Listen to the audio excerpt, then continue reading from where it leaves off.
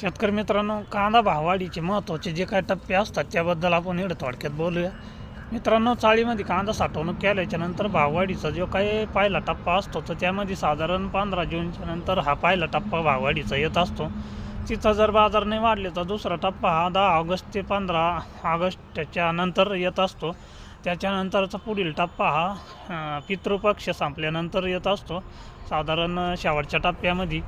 आणि त्याच्यानंतर तिथंही बाजार नाही वाढले तर शेवटचा टप्पा कांद्यामध्ये हा भाववाढीचा असतो. तो साधारण दसरा संपल्याच्या नंतर एक टप्पा येत असतो मित्रांनो. अशा पद्धतीनं टप्पे भाववाढीचे असतात. प्रत्येक वर्षीच त्या टप्प्यामध्ये भाव वाढतीन असं नसतं, पण एक छोटासा चान्स या दरम्यान हा येत असतो मित्रांनो. आता शेतकरी मित्र इतके दिवस थांबलेलेच आहे, तर थोडंसं थांबायला काही हरकत नाही असं वैयक्तिक मला वाटतं.